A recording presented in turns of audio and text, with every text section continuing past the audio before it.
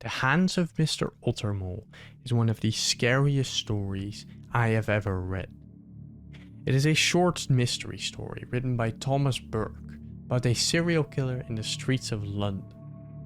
The killer in this story commits his murders in mist-filled streets, the only weapon he uses being his large white hands. The city calls him the Strangler, and with every new victim, more panic spreads across the people. But that's not what scares me about this story. It's not the murders, nor is it the paranoia felt in the people that survive. Rather, the fear comes fully from the very last paragraph. After a journalist finds out the murderer is actually the sergeant of the police, he confronts him, asking why he killed all those innocent people. Then said the sergeant, "Well, to tell you the truth, Mr. Newspaperman, I don't know. I really don't know. In fact, I've been worried about it myself. But I've got an idea, just like you. Everybody knows we can't control the workings of our minds, don't they? Ideas come into our minds without asking. But everybody's supposed to be able to control his body. Why, eh? We get our mind from Lord knows where, and we get our bodies in the same way. Couldn't it be that parts of our bodies aren't really us? Couldn't ideas come into those parts all of a sudden? Like ideas come into... He shot his arms out, showing the great white gloved hands and hairy wrist, shot them out so swiftly to the journalist's throat that his eyes never even saw them. Into my hand. And that idea that your hands could act separately from your mind, that your body could get ideas of its own, is what truly scares me. Because our agency is the very core of our lives. Everything we do, everything we think and say originates from the belief that we have control over our body. A bag of flesh that we can make move however we want it to. This story, however, throws that belief to the wolves. The sergeant claims his hands are acting independently, committing murders outside of his will. His hands attached to what are supposed to be his arm, getting ideas of their own. The story is written with an ambiguity that makes the sergeant's words linger far after it's finished.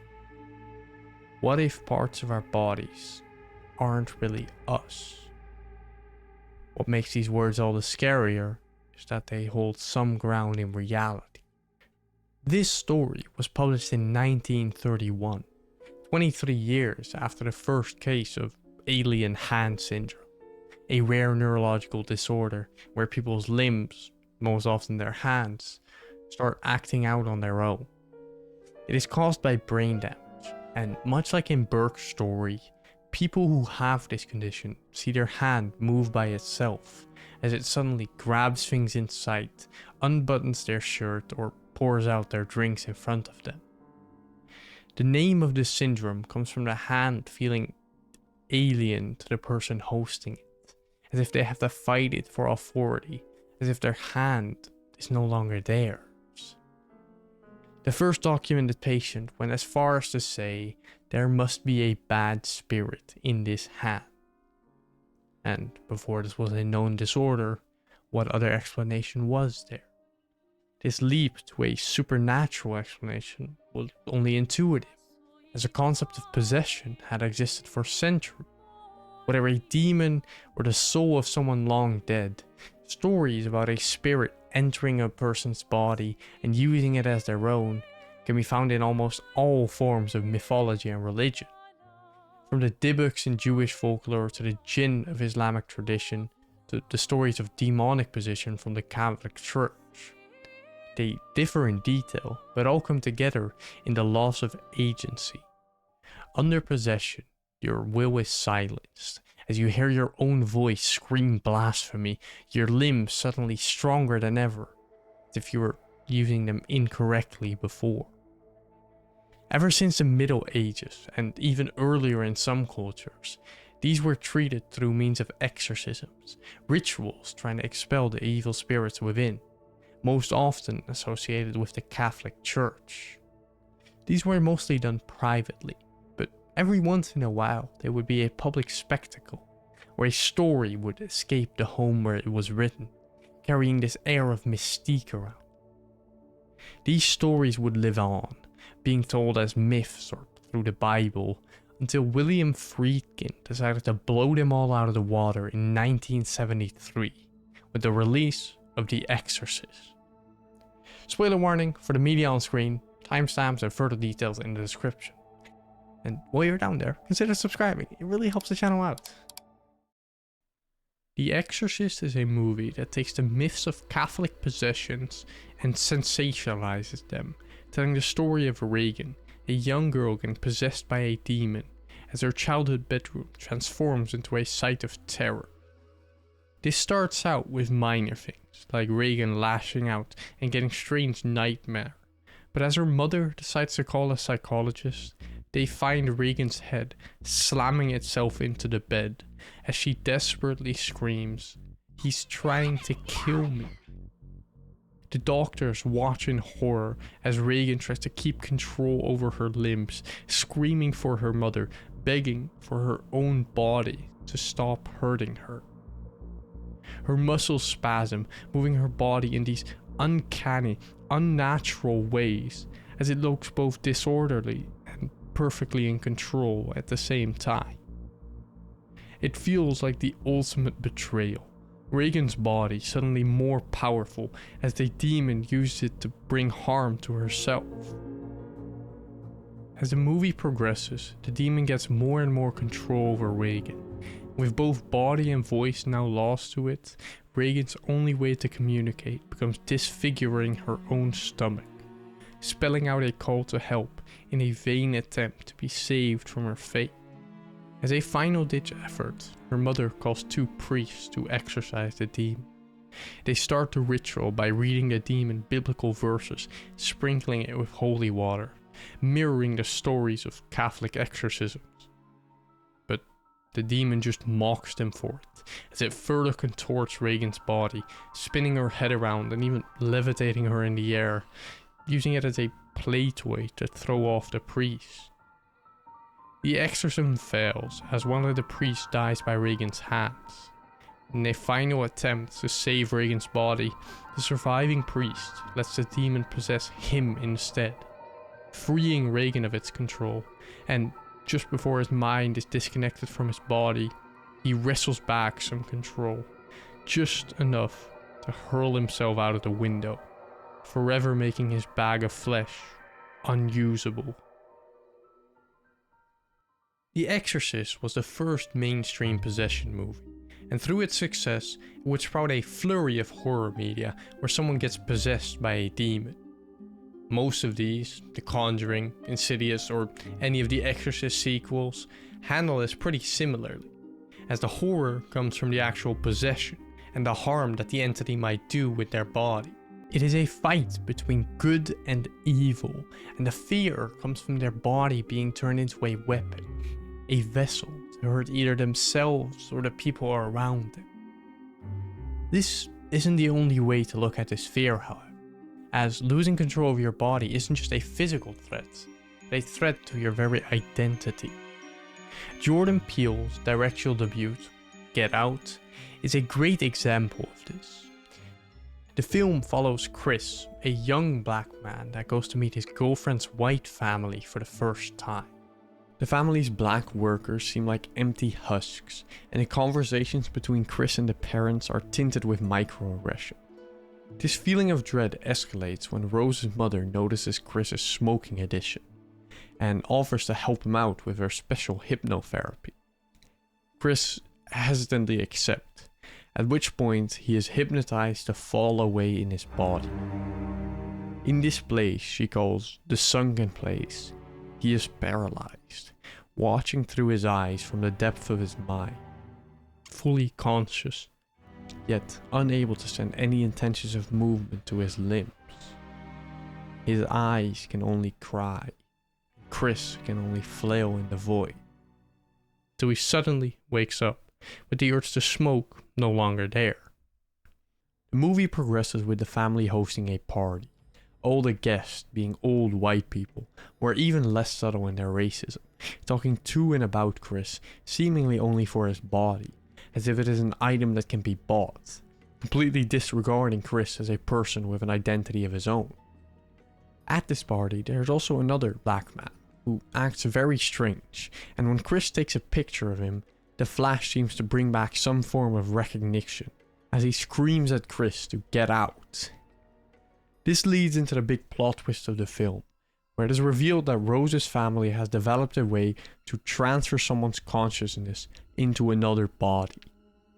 This is done through partially transplanting the brain, keeping only the essential part of the original person, but handing over all the control to the rich white guy who bid the most money. The original consciousness survives, but only as a passenger, a bystander to their former body, stuck in the sunken place. The threat in Get Out is not so much a physical one. We're never scared for Chris's mortal being, as he's not in direct danger until the finale of the movie. Rather, the threat comes from the complete and total loss of agency, as Chris's identity is bound to be stolen. We see this with the three characters that have already fallen victim, their bodies now representing completely different people.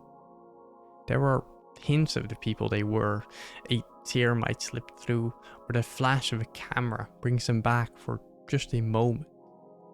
But their bodies, their life, no longer belong to them. Chris isn't in any mortal danger, but he might as well be, as a life within a body that you don't control can barely be called a life at all. But what these horror media capture is an exaggeration of a more grounded fear. When I say I'm scared of losing control over my body, I'm not talking about a demon or some other human using it for themselves. This fear comes much closer to something like the call of the void. The call of the void is a phenomenon where our brain impulsively comes up with the worst thing to do in any given dangerous situation. It is the urge to jump off a cliff, plunge a knife into your body, or swerve your car into oncoming traffic. These thoughts aren't representative of our actual intentions. They don't mean we actually want to kill ourselves. These ideas just come into our minds, and our brain forces us to think about them. Scientists think this urge is actually a misinterpretation. It's your brain giving off a caution to not fling yourself off of a cliff, and the urge comes from your conscious mind reflecting on it, at which point you perceive it as a call to do the exact opposite. This explanation, however, does not bring me much comfort, because if my brain could misread a warning, what if it misinterprets an intention to move my arm? What if my face misreads a signal to look sad, and instead, I smile at a dead dog? Who's Lila is a horror mystery game that explores this exact fear. It takes place in a surreal point-and-click adventure game. This is William Clark, and he struggles with expressing emotions.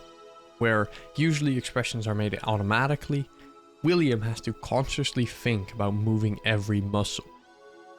This manifests into the main gameplay mechanic, where you are given control over William's face. You morph it into some amalgamation of a smile when you meet the neighbor, or you quickly close its eyes when you meet the one who hides in the boilers. You create these uncanny expressions in dialogue to make sure William is seen as human, or, if you want to make people see him as much worse. But sometimes, similarly to the story of Mr. Ottermole, his face seems to have these ideas on its own. When William is asked about Tanya, the woman that went missing and was last seen with him, his mouth twitches, and the corners are pulled up ever so slightly. If you aren't quick enough to adjust, this transforms into a smug grin. The game makes you fight for control against his face as you try to deny its attempted expression. You pluck at the lips to bring them back down, drag the eyebrows into something representing sadness to not arouse any suspicion. This is the first layer of fear in the game. It's the fear that your face won't do what you want. It's the fear that your face will nervously smile at a funeral or laugh when you're accused of doing something wrong. This uncomfortable feeling is only enhanced by the actual story of the game, which questions everything about who is really in control. At the start of the game, after you practice some expressions in the mirror, a phone call comes in.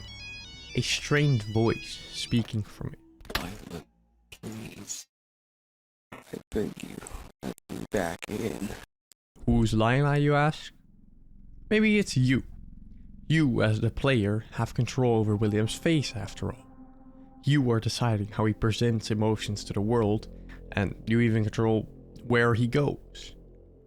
Or maybe Lila is an idea, living only in the mind of the people who remember her, exuding control in a more subtle way.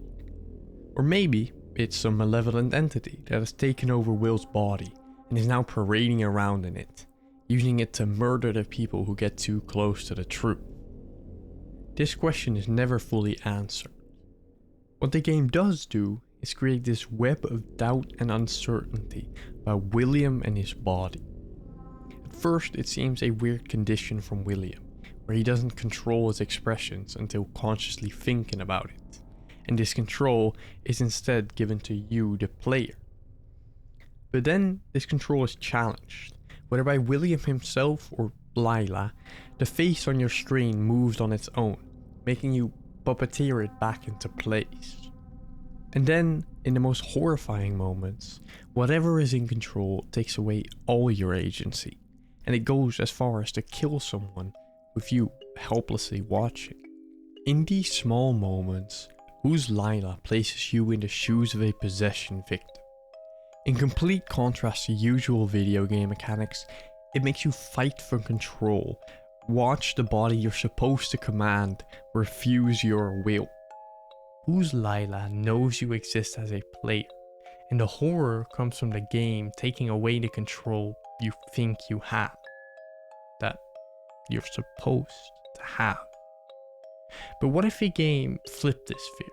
What if a game was aware of you as the player, and instead used the fact that you are in control for its horror? Deltarune is a game that sees this control not as a fundamental part of video games, but as a form of possession. Instead of placing you into the shoes of someone who loses control or making you a spectator of it, Deltarune makes you, the player, the invading force. Spoiler warning, this section will spoil all of the Snowgrave route from chapter 2 through 4, along with some scenes from the normal route that don't spoil anything about the main plot. For those not familiar, in Deltarune, you are not fully in control of a character. Rather, you possess our protagonist Chris. And I don't mean that in some metaphorical way, where you could say that about basically any video game character. I mean it in the most literal sense. This is revealed at the end of chapter 1, when Chris tears out their soul, throws it into a birdcage. While the rest of the cutscene plays, we don't have any control over their actions. Rather, when you tap away your arrow keys, you can ever so slightly move the soul, showing that your control over Chris originates from this little heart. You play not as Chris, rather you take control of their soul, the very culmination of their being. And with that control, you decide where they move and what actions to take. But Chris, although smothered by your presence, still exists within their body, is still fully conscious within the game. This is shown most clearly in this cutscene, where they forcefully remove you from their body, but can also be seen in more subtle ways. Because while we decide what they say and where they move, they still have control over how they do things. The reaction of the people we interact with lets us know their facial expression, the tonality of their voice, or the way they move. They can't stop the words coming from their vocal cords, but they will try anything to make them their words. If you as the player try to insult Ralsei, Chris will cover up the last word by pretending to yawn. When you make them say they'll never play piano again, they bite their own hand, using all the agency they have left to refuse your will, to keep some semblance of their identity intact. They can't take out their soul forever, as it's implied they need it to live, but in having it in their body, giving you control, you challenge their very identity, which makes what you can do in chapter 2 that much worse. Now the plot of Deltarune centers around the adventures of Chris and friends, who discover so-called dark worlds. Worlds created from pure darkness, in which normal, everyday items become characters and parts of its environment. In the first chapter of Deltarune, these characters are impossible to kill, as they run away before you do enough damage to them. But in chapter 2, Noelle joins your party, a childhood friend of Chris, who isn't really good at saying no. And with Noelle in your party, the game gives you access to the spell Ice Shock, which freezes enemies in place. And opposed to normal attacks, the Darkners can't run away from this one quite as fast. This opens the door for the Snowgrave route, in which you use Chris to manipulate Noelle into becoming a weapon for you to use, killing everything in your path.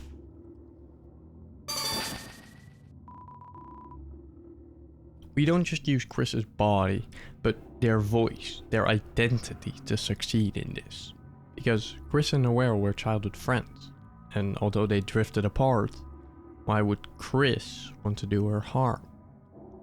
You hunt down the remaining enemies, and Spamton offers you the Thorn Ring, a ring that cheapens magical spells, but damages the users over time.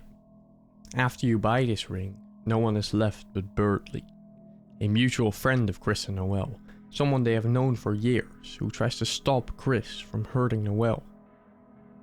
But before he fully realizes what is going on, you notice the Thorn Ring unlocked a new spell. You command Noelle to use Snowgrave.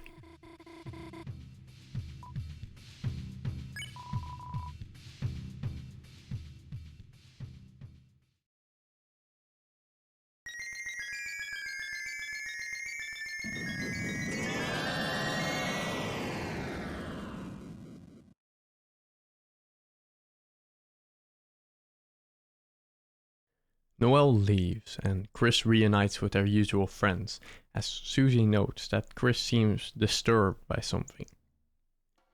Back in the real world, the consequences of your actions are clear. Birdley is not waking up, and if we visit Noelle in the hospital, we catch her pondering on how Chris is acting unlike themselves, and how their voice changed to something terrifying in the dark world. Chapter 3 and 4 only give us one real cutscene that progresses the Snowgrave route. It takes place in Noelle's house, and it starts with Chris removing the soul from their body, freeing them from our control. While they try to find a place to hide us, Noelle comes up to tell them she wants to have a talk with them. They stuff us into a present, but with us now controlling the soul, we can escape, and as we move around the house through the vents, we can find Noelle's room, where she's talking to Chris about last night, where, in the downtime between chapters, Chris went to her house and told her it was all a stupid prank. Told her Birdley is gonna get better and apologized for being so weird.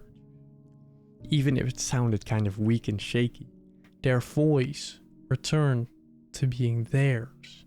Chris was back. Listening in on this conversation feels parasitic. Similarly to the scenes where we read Noelle's mind, it feels as if we shouldn't hear these things. Yet our control, not just over the Chris, but over the game as a player, makes us able to. She then asks if she can tell us something else, at which point we get a dialogue option.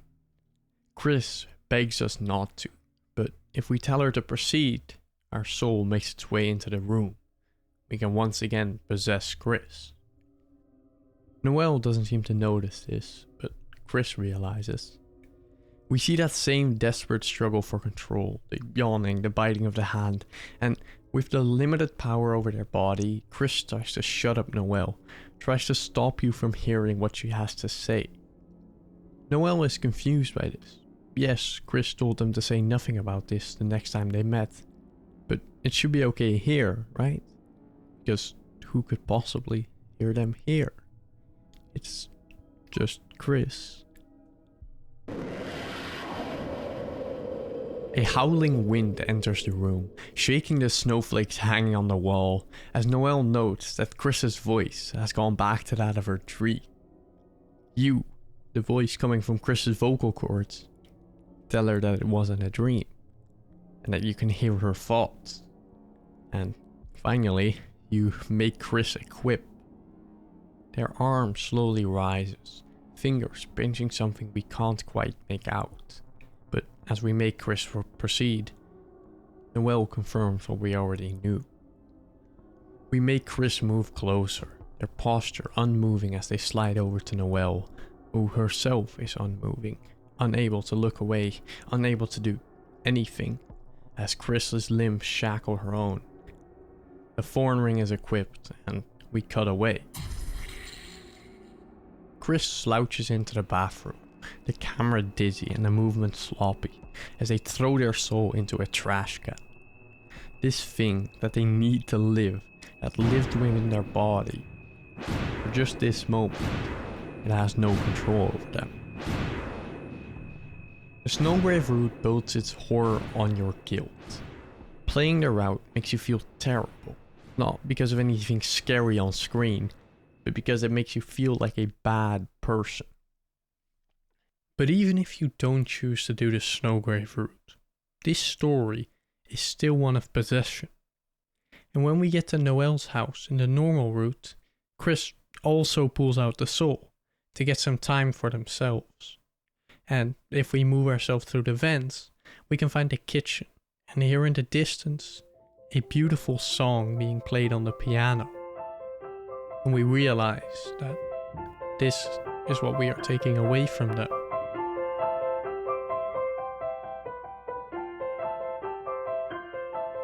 Because yes, the Snowgrave route shows the absolute worst case scenario of us possessing Chris, as we directly hurt the people around them. But even when playing friendly, when choosing all the nice dialogue options, trying to make the decisions that we think Chris would make, we aren't allowing them to live, rather we allow them to watch a nicer play.